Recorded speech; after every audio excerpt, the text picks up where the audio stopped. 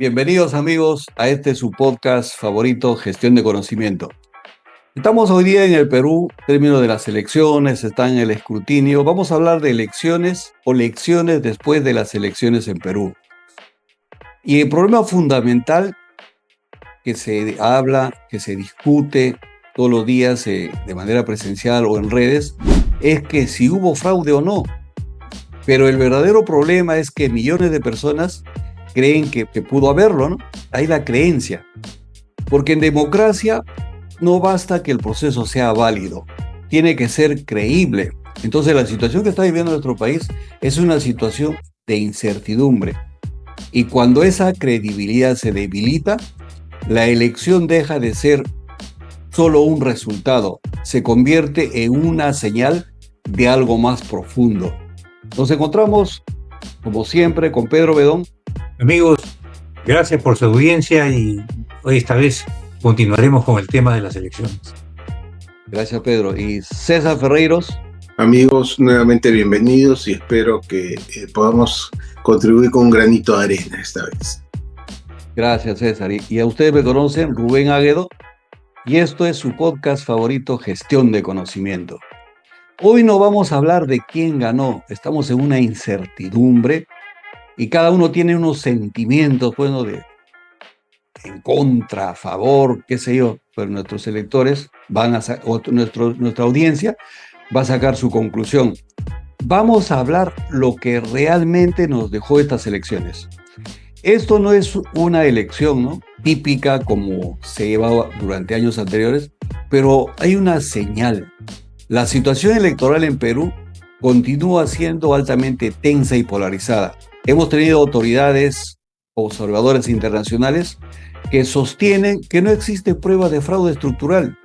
El proceso ha quedado marcado, como ustedes tienen conocimiento, por retrasos, fallas logísticas, pero lo que sí es evidente, ya eso no se puede ocultar, hay una fuerte crisis de confianza institucional. ¿Qué está ocurriendo realmente? Vamos a entrar en contexto.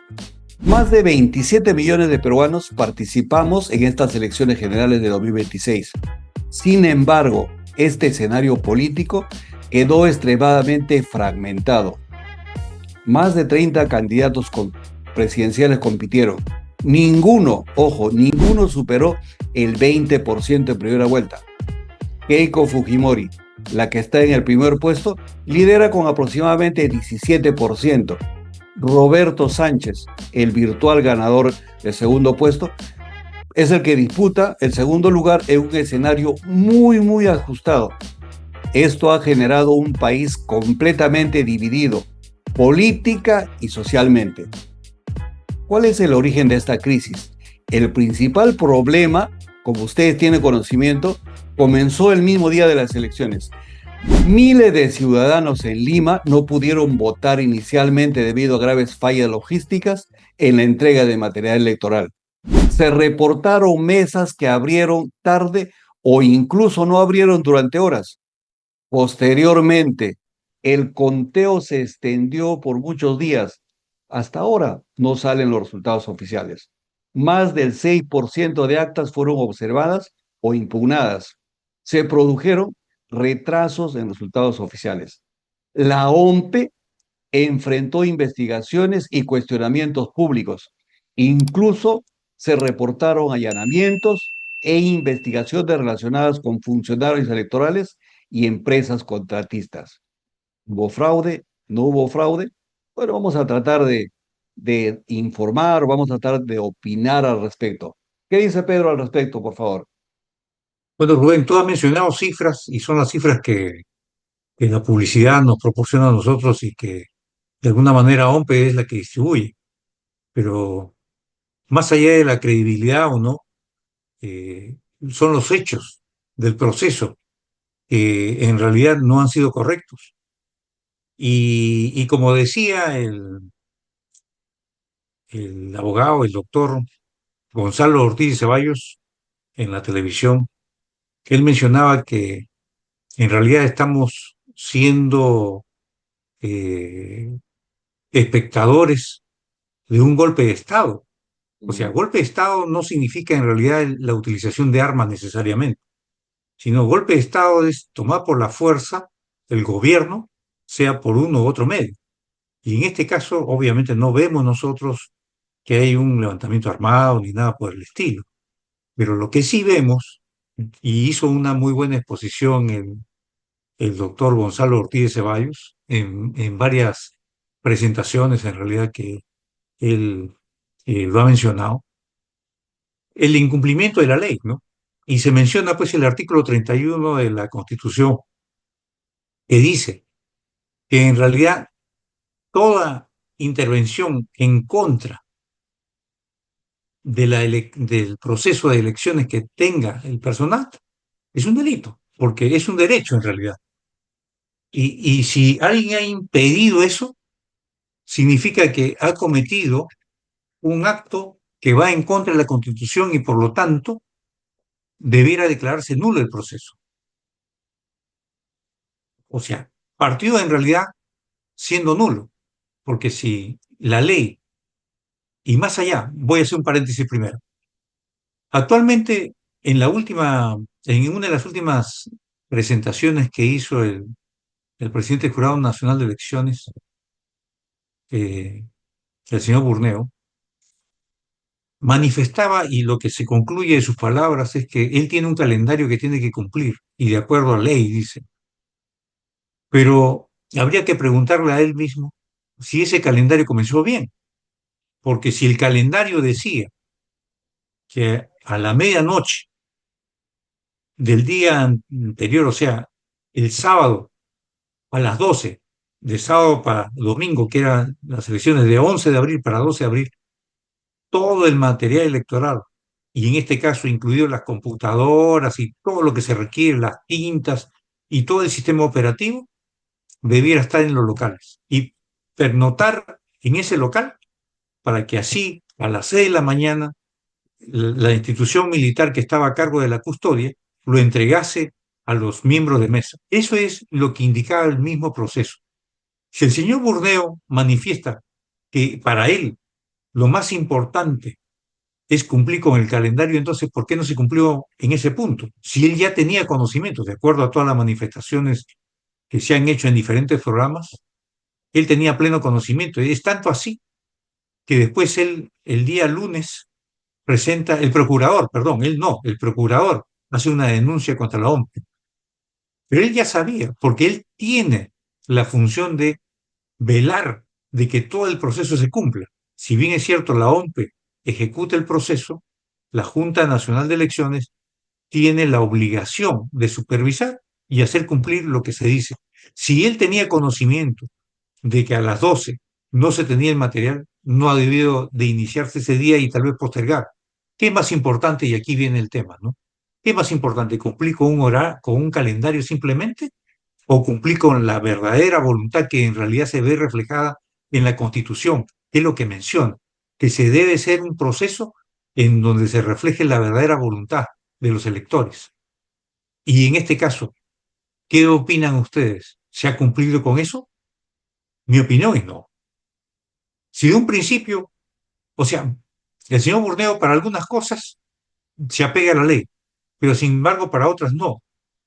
¿No? Y lo que dice el doctor Gonzalo Ortiz Ceballos, en realidad no se está cumpliendo la ley. Y por último, extendieron el proceso electoral al día lunes. Eso no es extensión, eso es una elección complementaria, porque es otro día. Entonces, él aceptó y digamos, dispuso estas elecciones complementarias. Y sin embargo, cuando le solicitaron, como consecuencia de que habían mesas con un porcentaje del 50% ausentes o mayor para que se vuelva a realizar, él dijo que no era posible elecciones complementarias. O sea, él mismo se contradice.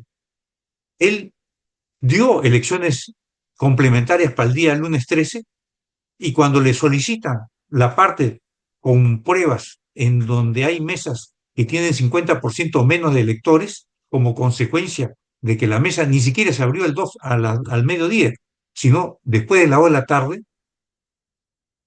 no se pueda abrir unas elecciones complementarias en algunas zonas, donde se cumplieron todas estas irregularidades. Entonces, tiene sustento lo que dice el doctor Gonzalo Ortiz de Ceballos.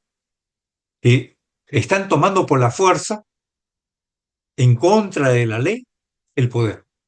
¿Por qué? ¿Por qué el poder? Porque todo esto va hacia las elecciones de un supuesto candidato, ¿no? Y el candidato supuesto no es supuesto, sino que ya está con nombre y apellido, ¿no? Que es el señor Roberto Sánchez. Entonces, y todas las pruebas que se han mostrado, pruebas grafológicas, con peritos, y se han presentado más de 15 expedientes y probablemente muchos más, ¿no? Yo 15 la que recuerdo, pero hay muchas más. Todos esos hechos, pero sin embargo, el presidente de la Junta Nacional de Elecciones no declara nulo el proceso, porque lo más justo sería declararlo nulo. Si lo declaras por una zona, obviamente las zonas que no vuelven a votar dirían, no, es que esto está direccionado y con justa razón, porque si ya se tiene conocimiento de los resultados parciales, esto obviamente se ve influenciado.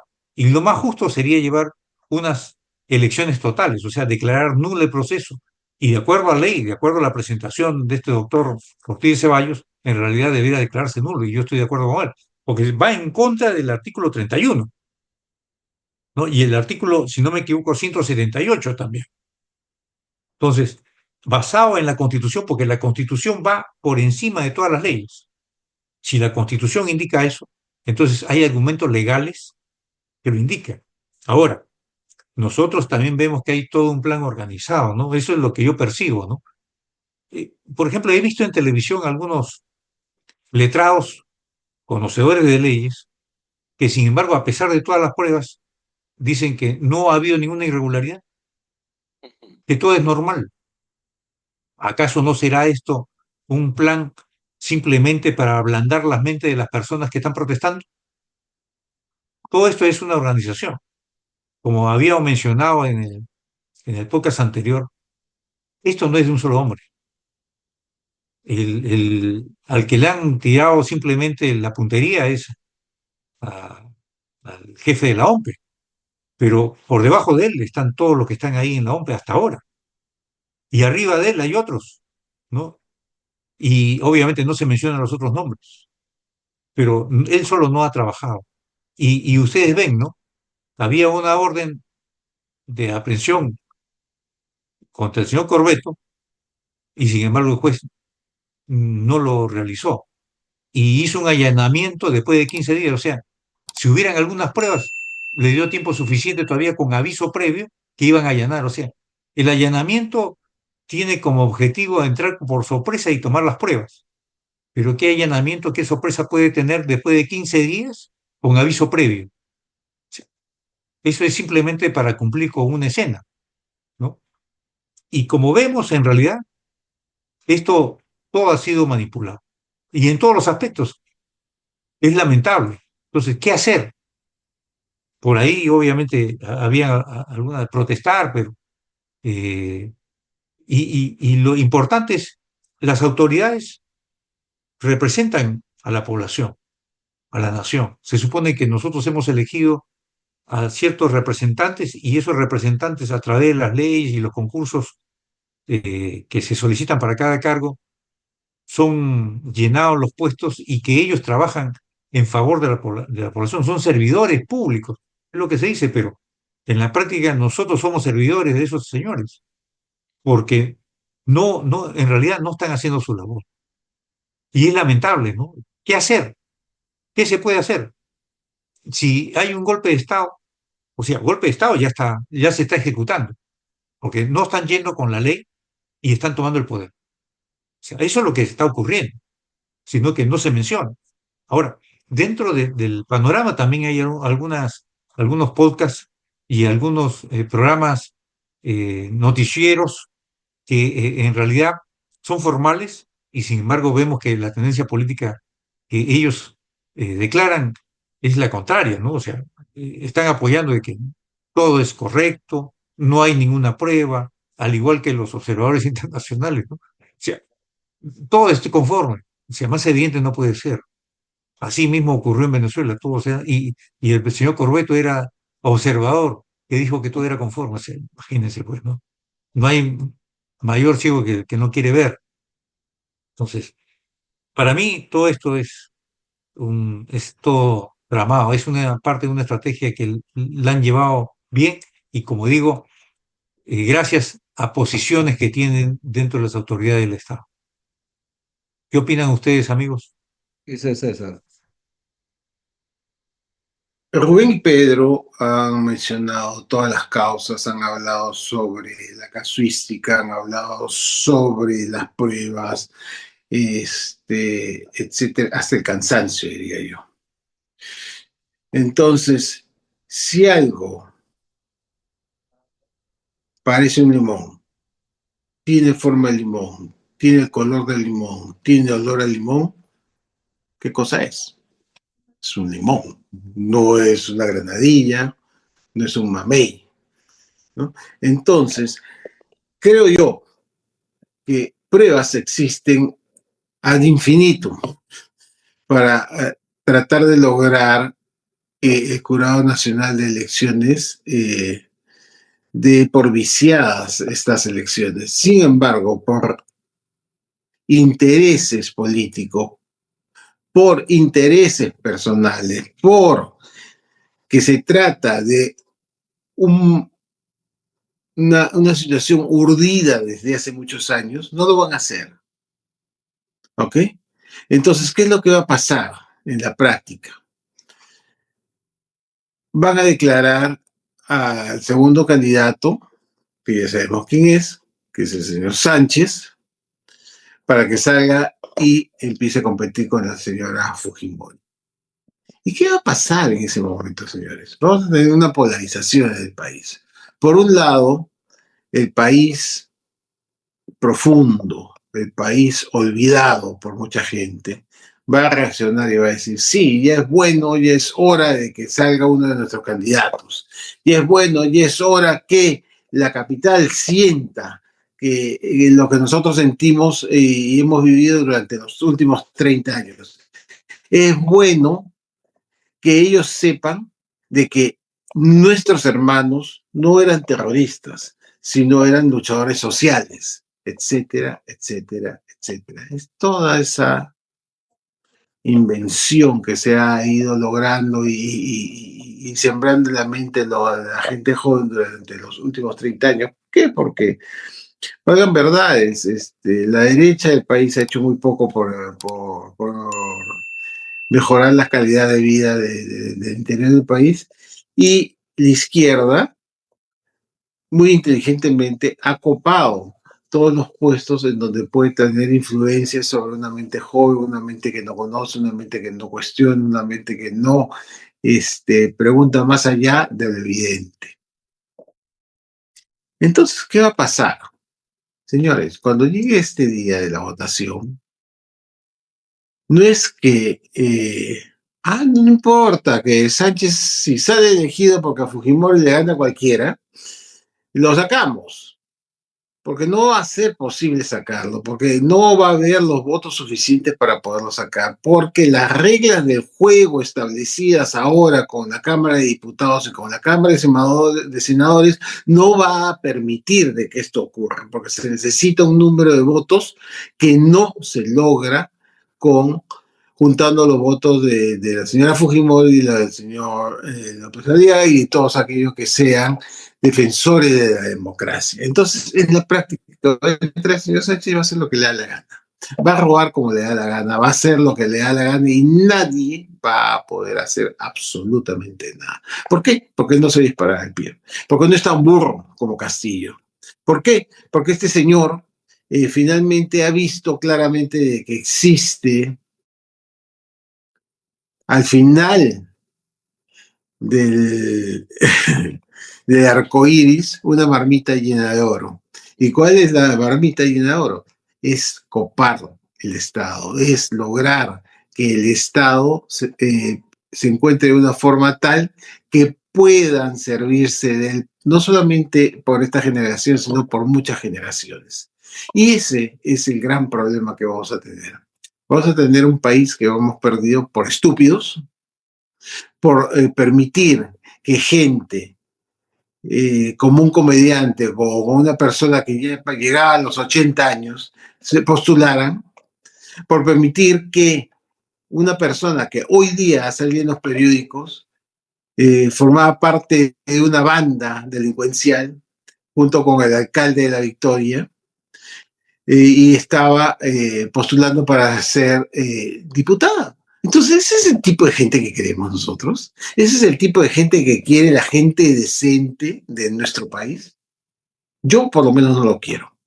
Y voy a hacer todo lo posible para tratar de convencer a la gente de mi entorno del riesgo enorme que estamos enfrentando con unas elecciones tan polarizadas como estas, y en donde lo que tenemos que pedir es que primero que nada, como ya el sistema ha sido cuestionado, no deberíamos permitir que vuelvan a usar ese sistema para votación, porque ya sabemos que 1 más 1 no es 2, es 4 para ellos, y es 0 para la izquierda, para la derecha. Entonces, hay que buscar que primero que nada, que cuando se lleven a cabo las elecciones, estas elecciones se lleven a cabo con un mecanismo diferente. No importa que sea manual, porque tampoco es tan difícil sumar 160 o 180 votos. Y que la suma total de los dos candidatos den 180 o 150 o el número de ciudadanos que hayan ido a esa mesa en particular. Lo más importante es llevar un récord de todas y cada una de las actas para asegurarse de que cuando se transcriba ese número de votantes que votaban por A o por B sean los mismos que aparecen en las actas y no se tergiverse esto. Y la única forma de hacerlo esto es básicamente con veedores, con personas, con ciudadanos que nos presentemos como voluntarios para hacer el seguimiento correspondiente. ¿Por qué? Porque estamos no defendiendo nuestra casa, no estamos defendiendo solo nuestra familia, estamos defendiendo nuestro país y el futuro de nuestra familia.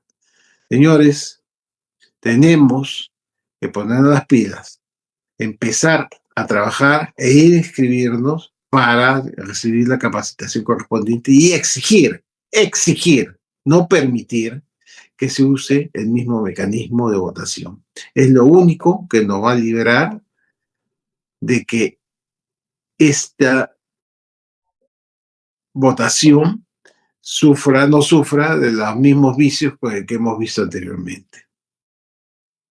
Tenemos muchísima gente, tenemos muchísima información, tenemos muchísima evidencia, pero todo el mundo ha decidido desentenderse y decir, no, esto no es así, esto tenemos que cumplir con un cronograma, como si el cronograma es más importante que el país. Pero ya lo sabemos, pues esto ya está armado. Y esto es crónica de una muerte anunciada. Entonces, señores, otra vez, lo único que nos queda es salir, votar, tratar de influenciar o de conversar por lo menos con las personas que forman parte de nuestro alrededor, nuestro grupo de influencia, para conversar, no forzarlo, porque la idea no es forzar, porque el voto al final tiene que ser un voto de conciencia en donde uno vota por aquello que cree que es mejor para él y para su país, ¿no? Y tenemos que trabajar en eso. Nada más, yo indignado, de verdad, indignado por las cosas como están, indignado por la forma y la pasividad que se está viendo. Veo al señor López Aliaga luchando solo, todo el mundo no le importa. La verdad es que no le importa absolutamente nada.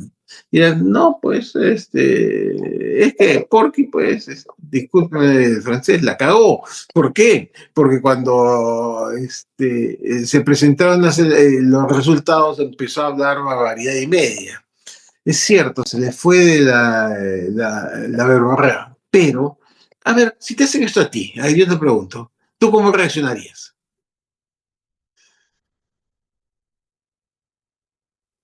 ¿Tú cómo reaccionarías? ¿Dejarías que te roben?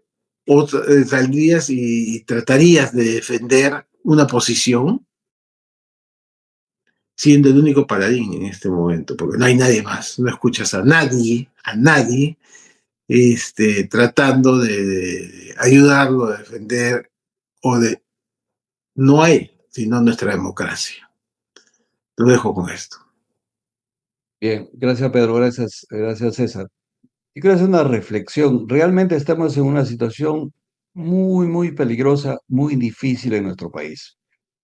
Pero como dice César, tenemos que mirar adelante, ¿no? Y mirar adelante hasta el día de las elecciones, para mí significa que debo hablar con mi entorno, debo participar más en redes sociales. ¿Para qué? Para hacer conocer la realidad. ¿Y cuál es la realidad? Claro, Pedro hizo una descripción así sucinta, pero, pero legalmente lo que han estado manifestando de la toma del poder, ¿no? Con este abogado y muchos abogados, ¿no? Realmente han tomado el poder. Bueno, pero ¿qué hacemos ahorita diagnosticando? Ya todas las redes sociales diagnostican todos, pero mi mensaje va a que tenemos que influir en las personas para hacerle conocer que este es un plan internacional. Pues dirán algunos, ¿y qué me sirve que sea plan internacional? Pero este es un plan que a, va a llegar sobre nuestros hijos, sobre nuestros nietos, quienes van a sufrir las consecuencias de este cambio. Entonces, lo que yo siempre desde las elecciones anteriores hablaba de mi entorno, mis amigos, gente con el que trabajo, solamente hacerle recordar, mire, ¿cuántos venezolanos tenemos acá en el país? ¿Cuánta gente ha venido y lo encontramos en las calles inicialmente, que ha venido de turismo? Finalmente vinieron pues venezolanos de mala conducta y mira cómo estamos en la sociedad. ¿Y por qué salieron ellos? Cuando le preguntan a los zurdos, le preguntan, ¿no? Abiertamente esto sale en la prensa, ¿qué tipo de gobierno tiene Venezuela cuando estaba Maduro? Oh, pues es una democracia. Decía, el mismo Sánchez le preguntaron, eso no es democracia, eso es lo que han instaurado, lo que están haciendo acá en el país. ¿Cuál es la consecuencia? La consecuencia es que un país fragmentado, un país dividido, un país económicamente mal, un país que no tiene que comer, y la gente ha salido para acá. ¿Eso queremos para nuestro país? Seguramente los jóvenes, algunos van a decir, no, pues si lo vamos a sacar a Sánchez. No, señores, no, este es un plan internacional, un plan orquestado. Otro ejemplo, anterior ya, Cuba, ¿no? Cuba tiene varios años y no sale. Otro ejemplo, Bolivia. Todavía yo te escuchaba, ¿no? El milagro boliviano cuando estaba Evo Morales. Entonces yo me ponía a pensar, investigaba, ¿y qué cosa está ocurriendo ahora? No tienen reservas, vienen acá a Perú a comprar dólares, se llevan el combustible, y cuando Evo Morales comenzó las reservas internacionales, lo que quiere hacer Sánchez, ¿no? Sacó las reservas internacionales, repartió y todo eso. Entonces, todos esos modelos, todos esos ejemplos, ya ha sucedido en países aledaños, ya ha sucedido. Y es más, no le estamos contando historias, no estamos contando cuentos. Ha venido gente, viene acá gente de nuestro entorno, gente de Venezuela, gente de diferentes países, huyendo de esos lugares. ¿Eso queremos para nuestro país? ¿Eso queremos para el futuro? Entonces tenemos estos días para poder hablar con la gente, para poder sensibilizar, para poder demostrarle, para poder influir positivamente. Y al final del día de las elecciones, vayan y realicen un voto informado. Lógicamente, esperemos que esta vez no influya la OMPE. Ya creo que han dicho que el sistema no van a usar, un sistema que ha tenido un costo exorbitante, no sé cómo se llama el sistema, no van a utilizar. Pero ojalá que Keiko Fujimori, que es la que queda, no es que no es que sea naranja, es la que queda de derecha. Y tenemos que apoyar por el futuro del país, por el futuro de los hijos, no es porque sea Keiko, Tiene un programa un programa que no es de izquierda. A eso nos han llevado, a elegir el mal menor, pero evitemos caer en la garra del socialismo, evitemos caer en la garra del populismo. Ejemplos ya he indicado. Vayan, salgan a la calle, miren, por qué está esa gente? Ojalá que podamos sensibilizar a mayor cantidad de gente y el día de las elecciones tengamos un voto informado y al final el resultado sea realmente un resultado de conciencia el día de las elecciones. Pedro, tus palabras finales, por favor. Bueno, a pesar de que la situación se muestra compleja, créame que yo todavía guardo esperanzas para que esto cambie en el último minuto. Dicen que solo un milagro podría ocurrir, pero lo cierto es que los milagros existen. Amigos, hasta la próxima. Gracias. César, tus palabras finales. Yo creo que aquí no estamos hablando de votar por el comunismo o por la derecha. Estamos votando por alguien que quiere trabajar y va a dejar trabajar y va a permitir de que exista la propiedad privada, y aquel que va a tomar esta propiedad privada y la va a distribuir como le da la gana y te la va a quitar. Te vas a quedar sin nada y encima vas a irte de este país que tanto quieres. Piénsalo. Muchas gracias, amigos. Solamente decirles, si este episodio te hizo reflexionar, compártelo, porque el conocimiento que no circula se pierde. Nos encontramos en el próximo episodio de Gestión de Conocimiento. Muchas gracias.